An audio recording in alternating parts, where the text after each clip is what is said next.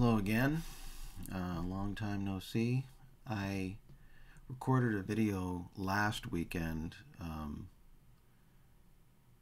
what I believe, but it was crap. I just tried to wing it, and usually I can do that pretty well, but didn't work out. So anyway, we're going to talk about David Koresh and Pluto and Fleas. So, to set the scene, this is August of 1981, and I am 16 years old, and I'm living north from Mount Carmel up in Red Oak, Texas, attending high school. I think I'm getting ready to start my sophomore year.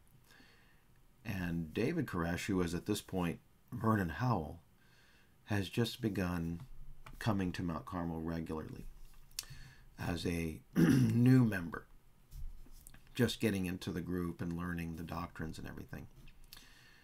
And so we were having a potluck meeting during new moon. It was probably a new moon. I've just explained new moons in some of my previous videos if you want to go back and look. So we're having a new moon gathering. We're having a potluck dinner, or well, lunch dinner, called someplace called lunch dinner. But anyway, yeah, we're having a potluck meal, noontime, and I'm sitting at a bench with some other younger people in the group. Some of the Roden children were there. That would be George Roden's children, as well as some of the Jones children were there. And Vernon was also at the table, and I was there. And I wanted to, talk about something interesting. And people were talking at the table, or maybe mostly not talking. I don't know, whatever, boring crap. I'm a science nerd. I want to talk about something that's interesting to me. So I bring up the Voyager space probe. And then I said something, and then Vernon responded. Vernon Howell. I'll call him Vernon Howell in this case because that's who he was back then. He was Vernon Howell. Vernon Wayne Howell. And he responded with something that was, well, it was just crazy. So let's talk about what he said and why he was wrong. And the purpose of this discussion is to try to illustrate further how he thought and where he made mistakes in his thought processes in terms of understanding the way the world really worked, and about facts and things like that, and fiction and misunderstandings, and essentially his ability to just kind of pull stuff out of his ass, right? Just facts and information, and believe that it was true. I don't know how else to put it. Just literally make things up in your head, and then believe that the thing that you thought in your head is true because you thought of it, and it's in your brain. And because things in your brain are right and true, then it must be true. It's to me, it's this really super strange way of thinking. But yeah, so let's get into it.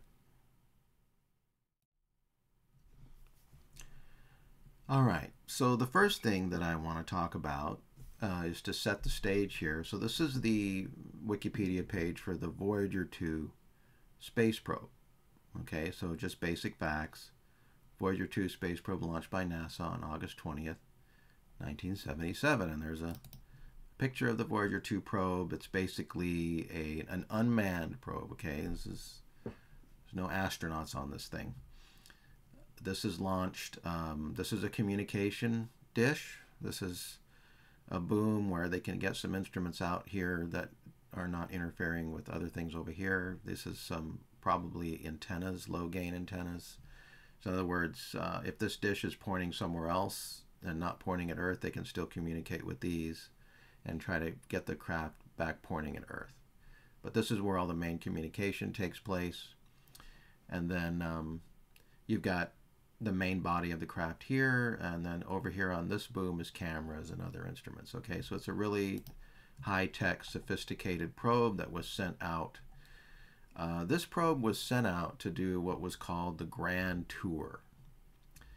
The Grand Tour is a special alignment of the planets. Let's get another Wikipedia page up, and we'll talk about the Grand Tour very quickly here. So the Grand Tour, a lot of Grand Tours, planets. Yeah, Grand Tour program. So here's the Grand Tour. Okay, so these orbits are the outer planets, right? These circles represent outer planets. So here's Saturn, and Voyager 2 Saturn encounter is right here, right? So, you know, I think, yeah, I'm trying to get the thing on the screen properly. I'm sorry, I'm new at this stuff. Anyway, so here's Voyager 2 Saturn here, 25th of August, 1981. That's the closest encounter to Saturn. So the point is that this probe launches and it goes through, it passes a bunch of different planets. Voyager 2 passed Jupiter in 9th of July, 79, and again Saturn in 25th of August, 81, and then it went on. Voyager 1 did not go to any other planets, but Voyager 2 went on to Uranus. That's the way you pronounce it, Uranus, so that people don't laugh. Uranus on 24th of January, 86. That's around the time the Space Shuttle Challenger disaster, if anybody remembers that. And then finally, Neptune on 25th of August, 1989. Okay, so I don't know if you've gotten up with the Grand Tour, is you literally launch from Earth and you can swing by 4 different planets with one space probe, and you get a tour of the outer planet. Remember, these are outer planets. Okay, so we're not talking about Mercury, Venus, Earth, or Mars. We're talking about all the big outer planets here. All right, so anyway, all right. Now, now that we know a little bit about Voyager 2 and it's a space probe and all of that, let's talk about Pluto. So what had happened was, as I mentioned, Voyager 2, essentially, Vernon all of a sudden stepped in with some he was very animated. He had some very strong feelings about this, about Voyager 2 and space probes, and he said that the space probes, like Voyager 2, were a waste of money. Okay, so, well, why would they be a waste of money? I mean, a lot of people probably think that, like that we should be feeding the poor or something. There's a lot of different opinions about space travel, right? So that's not an uncommon thing, but his reason was very strange. He said that the reason why the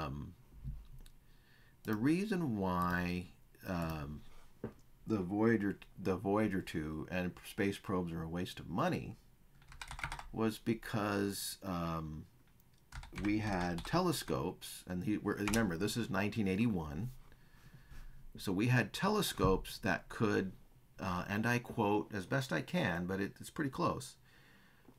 We had telescopes in 1981 that could, and I quote, pick a flea off of Pluto.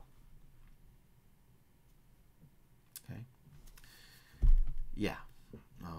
And so what that means is, what he was saying was that since we have telescopes that can point to Pluto and say, get really beautiful pictures of Pluto like this, right? Now, this is a very nice picture of Pluto, but you have to understand this Pluto image was taken by New Horizons on July 14th, 2015, from a range of 22,025 miles, right? Right here. So yeah, that's pretty close. That's a lot closer than the moon is to the Earth. And so you can see a lot of fine detail here. Okay, so that's Pluto. But this picture is from not very long ago. It's only about, what, 9 years ago, right? 8 years ago. Okay, so to go back to Voyager 2, right?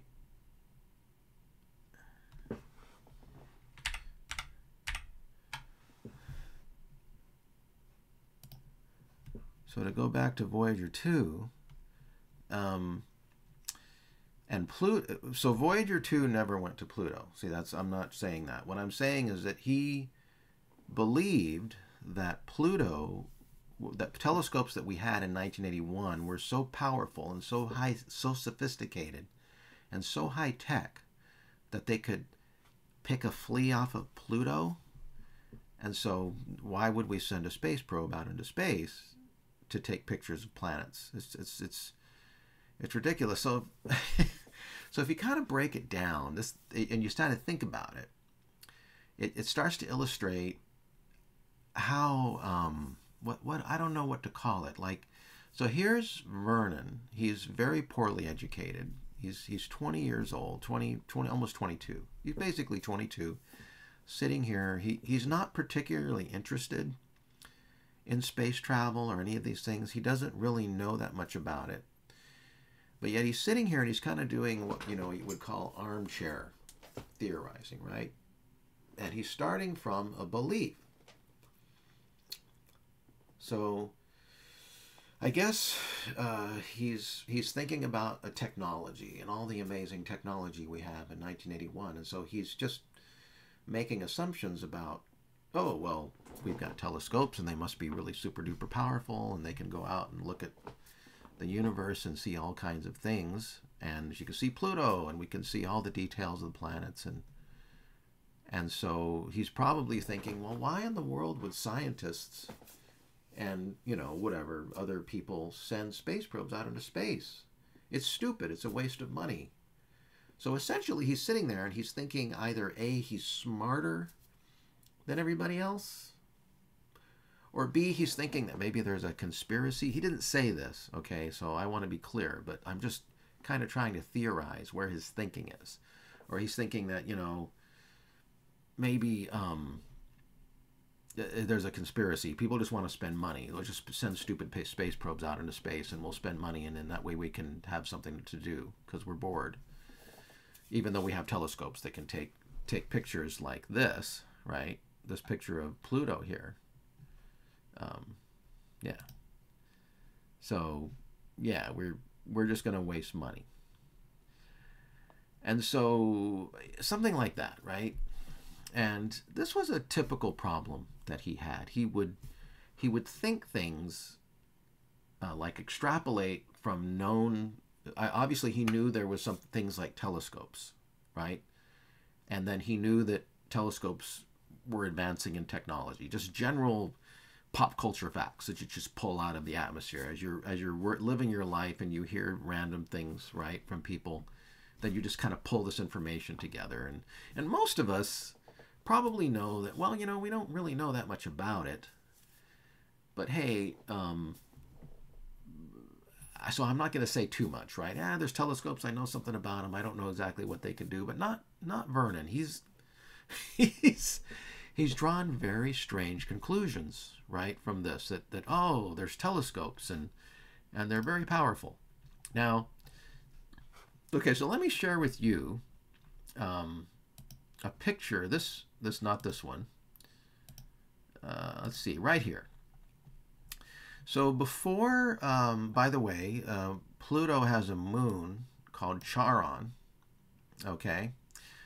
So let me tell you that before Pluto, before we sent space probes out to Pluto to take pictures like this, okay, before that, our best pictures of Pluto in 1981 would have been something like this, okay, something very grainy. This particular picture is called the Charon Discovery Image because what had happened was U.S. Naval Observatory astronomer James W. Christie noticed something unusual. He was making routine measurements of photographic plates. So photographic plates are glass plates that they used to put them into a telescope. Film. We're talking old style photographs, film. None of this is digital. Expose the plate, take it out, develop it, and it's very grainy. And this is, you have to understand, this is like if you took like a picture that you took and blow it up and blew it up and blew it up, and then it's all fuzzy and grainy. That's what you're seeing here. And you notice this little bump. And that bump is a moon of Pluto. And he figured out by measuring this bump at different times and locations, it explains here, we discovered that Pluto had a moon. Okay, but this is what we had to do to discover it. Okay, so you do you see any fleas? You don't see any fleas, right? Like this is the best we had in 1981. This is the best you could get off of Pluto. Now the reason why telescopes in 1981 couldn't see fleas on Pluto is because of something called Dawes limit. Okay, so let me just get technical with you for a minute. I apologize if you don't want to get too technical. Dawes limit is a formula to express the maximum resolving power of a telescope. So what's resolving power? Well, it's just basically the detail you can see, right? With your naked eye, if you look off, right, and you're watching, say, a sporting event, and you can see, say you have bad seats way up in the stadium. You see down in the field, and you can see things, but you can't see. When you get your binoculars out, your binoculars are essentially a couple of telescopes, and they have optics in there, and they bring more light in to your eyes. They have large lenses like this. Binocular lenses are about that big, right? And that brings in more light. You have to remember the purpose of a telescope is to collect light. People think the main reason you have a telescope is to make things bigger, but that's the second reason. The first reason is to bring that light in because the information is in the light. So you have to have a quality image, and then once you get that image, then you have a second lens on the other end, and you magnify that image. And then that's, of course, another, I'm not saying it's not important, but it's the secondary purpose of a telescope is to enlarge images and to make them bigger so you can see more detail. But the detail has to be there in the first place. And what determines how much detail is there is how big is your telescope, right? So obviously today they make really large telescopes, right? Like, I don't know if any of you are familiar with some of the large telescopes in the world, right? Well, let's just look at largest refracting telescope. So you've got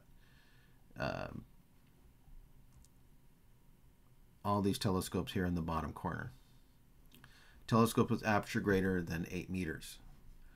Now, none of these telescopes are brand new. We didn't have these telescopes back when me and Vernon are talking about this. And the reason why they're making these super large telescopes is they're trying to gather more and more light. It's like a light bucket, essentially. Think of a telescope as a light scoop. The more light you scoop up, the more powerful, the more detailed the image will be. And then you can do things with the image. You can magnify it, but you can also just nowadays they have big digital cameras that they connect to these telescopes, and they survey the sky and take hundreds and thousands of pictures and then study. Anyway, okay. So back to resolution. So the resolving power of a telescope. So here's like a theoretical, what we call a diffraction pattern. It's like here you could just barely tell that there are two different stars here that are really close together in the sky, and the telescope is separating them into two separate stars. And there's a formula, which I'm not going to go into, which determines the resolving power of a telescope. Okay, so, and then there's other things like the atmosphere. Okay, so probably most of you know we live on a planet and there's an atmosphere above us, but maybe what you don't know is that when you look out through the Earth's atmosphere into space, because Earth's atmosphere is made of air, right, and it kind of moves around, and some parts of it are colder and warmer. Basically, it kind of distorts images a little bit, and so that's something you have to deal with when you're viewing objects into space. That's why they put the Hubble Space Telescope into space, right? The Hubble Space Telescope orbits the Earth, and it doesn't deal with all of these issues of having to look through the air. So the images are crisper in the sense of not being distorted by the motions of the atmosphere. It's kind of like if you're down at the bottom of a pool and the pool is all wavy and you're looking at, if you've got, like a mask on. And you hold your breath and you lay down at the bottom of the pool and you look out and everything's kind of going to be waving around because the light is coming down through the pool and it's being bent and distorted. The atmosphere does that to a lesser degree. Okay, so this is why the telescope that they were using, which is a 61-inch telescope, fairly large, okay? A fairly large telescope, 61 inches is pretty big, and that's the best it can do. You can't even see the disk of Pluto. Okay, there are no fleas here. A flea, for purposes of comparison, is about 0.1 centimeters, so that's a millimeter. Okay, 1/1000th of a meter. Now, okay, so I don't know if some of you have thought of this already, but I've thought of it. Well, David, you don't want to take him literally. Like he says, pick a flea off of Pluto. Cut the guy a break. He means you can see some stuff on Pluto with the telescope. So why do you want to send space probes out if you can see the things that you want to see with the telescope? It doesn't have to be a flea. We're just talking about seeing detail. Okay, well, fair enough. Okay, so let's turn that into a number. Okay, so for the purposes of argument, that would be called hyperbole, right? You're just talking casually and you use some phrase and it's, fleas on Pluto. He doesn't really mean fleas on Pluto. He's just talking, Let's take it up by a factor of 1,000,000. Okay? A flea, as we just saw, is about 1 millimeter. There are 1,000 millimeters in a meter, and there are 1,000 meters in a kilometer. Okay? So 1,000 times 1,000 is 1,000,000. So I'm going to give him 1,000,000 factor of 1,000,000 exaggeration allowance. I'm going to say he didn't really mean a millimeter or a flea. He meant like a kilometer. Okay. So let's look at Pluto's diameter. Okay, so Pluto is 2,376 kilometers in diameter. If you don't know what a kilometer is, it's about a half a mile. Don't worry about it. It's not important. Okay, so there's that many kilometers. So if Pluto's that many kilometers, and when we look at this image of Pluto, how many kilometers can you see on there? In other words, if like there's a mountain that's a kilometer wide, can you see any mountain? There's nothing there. You can't see anything. Essentially, there's no resolution on this image at all, except there's a resolution of, I guess, the distance of Pluto's moon to Pluto, and you can see it's kind of a bump there. So the resolution is really bad, right? Let's look up Charon.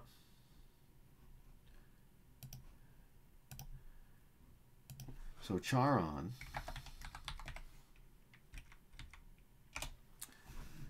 okay, so Charon orbits Pluto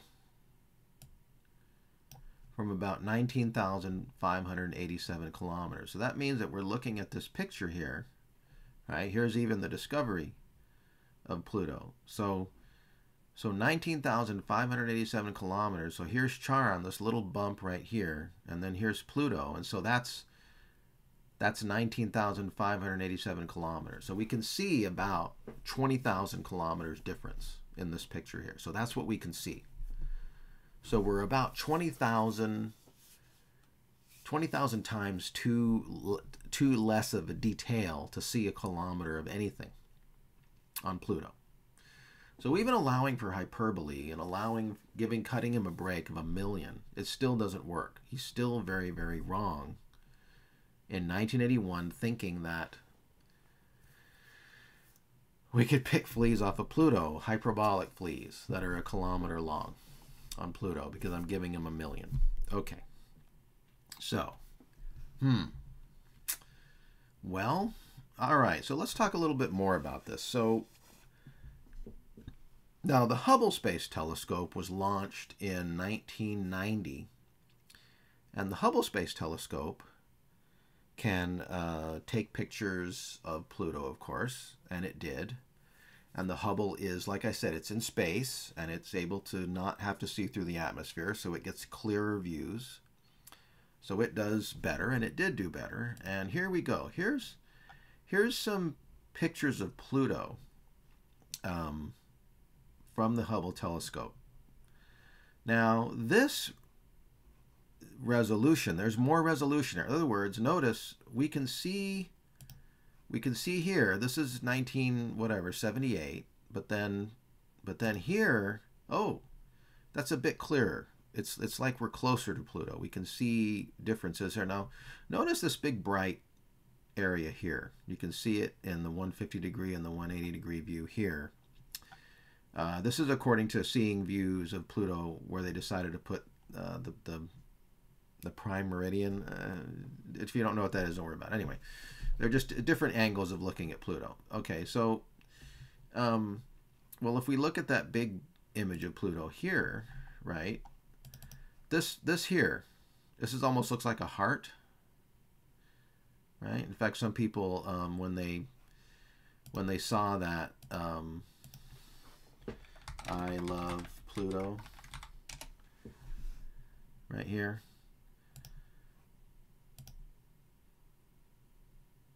See the similarity? There's like a heart-shaped feature on the surface of Pluto. So some people, you know, I love Pluto. So anyway, that is what this is right here. This feature here, that you can see brighter. This is the heart. But again, notice that it's what we would call lower resolution. Hubble is doing a better job than the telescope that took this picture, right? But it's still pretty fuzzy, right? It's still pretty fuzzy. So to get the best picture that we could get of Pluto so far, we sent a space probe called New Horizons, and it traveled 25 miles away from Pluto and took a picture. And there's the picture, and there's the heart of Pluto. You know, metaphorically speaking, it's a feature on Pluto that's very obviously, you can see it's very smooth. Okay, so that's what we had to do to get good pictures of Pluto. We did have to send a probe there. The probes that Vernon said was a waste of time, because we had telescopes that could pick fleas off of Pluto, which we did not and still don't, because telescopes from Earth, as powerful as they are, can only do so much. They're limited in what they can do. So they can do things like this with Hubble, but to get this, you have to have a probe that goes to Pluto and actually takes a close-up picture. And you know, that kind of makes sense, right? Like if you're at home or whatever, you're somewhere and you're looking far away at something. Even if you get binoculars out and take a picture of it, or even if you got a telescope up and get a picture of it, you can only get such a good look of it, right? If you want to really get a good look at something, you got to go to where it is, and you got to kind of look at it up close if you really, really want to know what it is. And so here's one of the major flaws in Vernon's thinking is that he doesn't know anything about what he's talking about. Okay, this is my primary point. He doesn't know anything about space probes. Like, for example, we have pictures of Saturn, right? Right, we have pictures of Saturn. Okay, so here's Saturn and the beautiful rings, right? And, well, what if you want to get on the other side of Saturn and take a picture from behind, right? Oh God. Right? What if you want to take a picture from behind? So there's a picture of Saturn taken by the Cassini space probe. So if you don't know what's going on here, this is the space probe Cassini, which is a little picture of it down in the corner. And the sun is on the other side of Saturn. The space probe is way back behind it and is looking back and taking a picture. Now, if you stop and think about this, you can't take a picture like this from Earth, right? We're always on the other side of Saturn. right? So we're seeing the front of Saturn. Anytime, obviously, from where we are, we're looking out and we're seeing the object from our perspective. So you, by definition, can't get behind Saturn and put the sun on the other side of Saturn. That's by definition impossible from where we are. So this is one thing. This is one reason why you would send a space probe out to get a pretty picture. Well, there's other things that you can do with space probes. For example, some of you may know this already. Mars rovers, right? We have sent Mars to Mars. We have sent spacecraft to Mars that literally land on the surface and then probe rocks and do things. And this is the Curiosity rover. So again, you can't, no matter how powerful your telescope is, or no matter how amazing your telescope is, you can't do this with a telescope. And then the other thing is Voyager had a bunch of instruments that it took to the on its version. So here's a close-up of this Voyager space probe, and you don't have to know what any of this is. Just think this is all doohickeys and high-tech stuff that we're sending out to the planets to learn stuff. So for example, if we want to if we want to measure the magnetic field of Jupiter, right here, see this here at the bottom, it says low field magnetometer. So what that is that measures magnetic fields. Okay, so on Earth we can measure the magnetic field of Earth. If you get out an instrument and you stick it here and there's a magnetic field all around us, you know, if you use a compass, that kind of lines the needle up with magnetic north. A lot of you have probably done that. Well, if you take a magnetometer to another planet and measure that, you can measure magnetic field there. You can't do that from Earth. You have to send the probe out. So even if Vernon had been correct that we had telescopes that could pick fleas off of Pluto and do all this stuff again, he doesn't know what he's talking about because he hasn't studied the subject. He hasn't read anything about it. What he's done instead is he's kind of just pulled facts from the air, from the ether, so to speak, and kind of mixed it all together in his mind and kind of drawn some conclusions and then spat out a bunch of garbage. And he did this over and over and over again. And for someone like me sitting there, so to go back to that day in August of 1981. Now I'm 16, okay, and I'm not, like, I kind of perceive Vernon as sort of an adult, okay? He's 6 years older than me, and it's in that transition period. If I had been older, maybe if I had been like 21 or 2 and he was 28, then I might have spoken up and said, hey, you're full of it. You don't know what you're talking about. But I'm 16 and he's 22. I just kept my mouth shut. But I knew this guy's completely doesn't know what he's. I wish I had remembered that.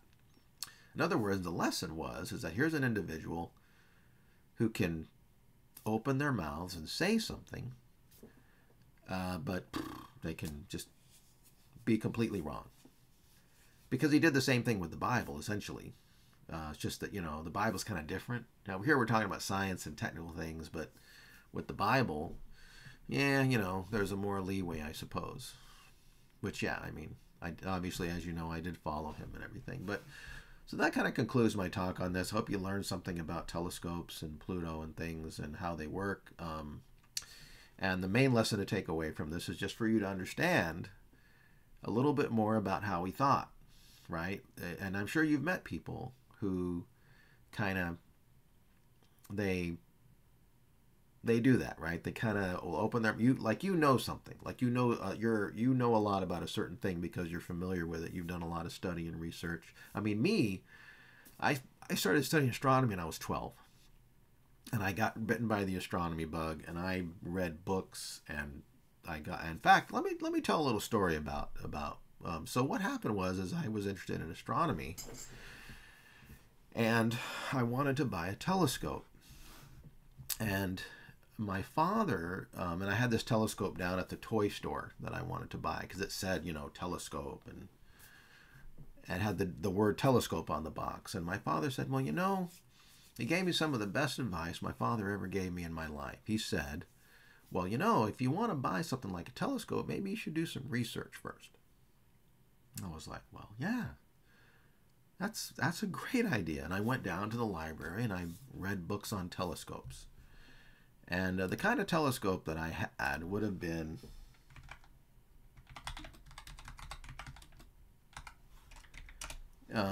something like this.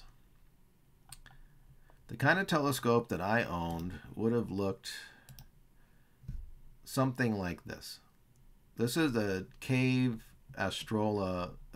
This was a company that was in business at the time that my father bought me a telescope, because what he did is he actually went down and got me a telescope. I'm going to show you. Let's see, 8-inch. Here we go, right here. Yeah. So it would have looked something very similar to this telescope right here. So yeah, so that's the kind of telescope my father bought me. It was about $700 in 1978, and it was a very powerful instrument. It was very high quality, and it was beautiful. Now the main problem was it was extremely non-portable. So it was very difficult to use. It was actually a poor choice, ultimately. A better telescope to use would have been something like a Celestron.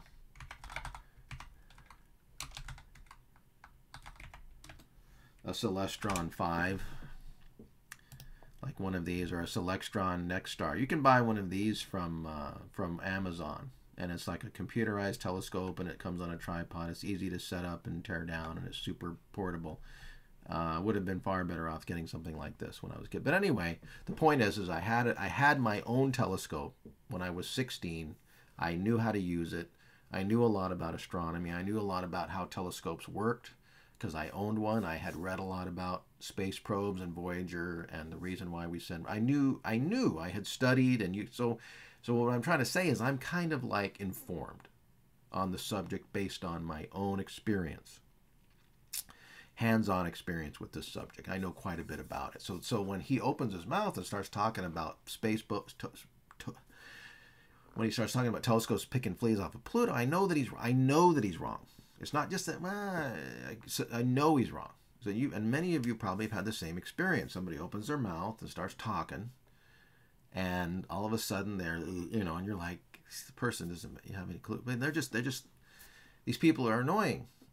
Right? Now, most of these people aren't, they're not trying to start their own message and become a prophet and start a group and save the world. But in the case of Vernon, that's exactly where he's going. As you know, in 1981, by 1983, he's starting a message. In fact, it's been 40 years since Vernon started his message in 1983.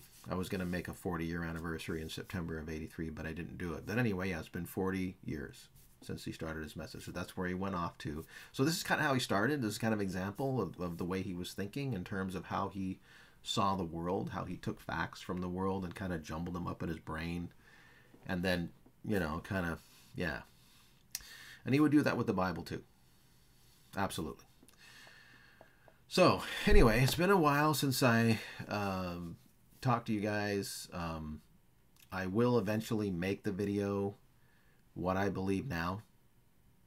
In the future, I want to do it right. I made a first attempt, was bad. Don't want to do that.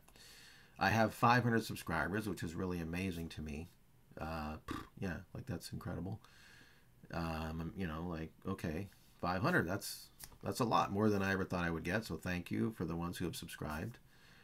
And yeah, I don't know after what I believe, which I don't know. I'm not going to set a schedule. Like, I make videos when I feel like it, or, I don't. I kind of want to explain that. Like, I don't really want to apologize. I just want to make it clear that I make videos when I feel like making them, because this is not a job. So yeah, I felt like making this video. I do want to make one more about what I believe. And then what I'm going to do after that, I really don't know. I've kind of run out of things to talk about, quite frankly, to be honest.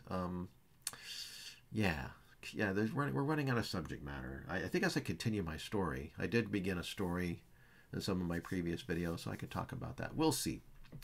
Anyway, like I said, I hope you learned something, and I hope maybe understand a little bit better about how David Koresh or Vernon Howell thought. and how he processed information in his mind. You're going to understand him a little better. So that's all for now. Thanks for watching. See you later.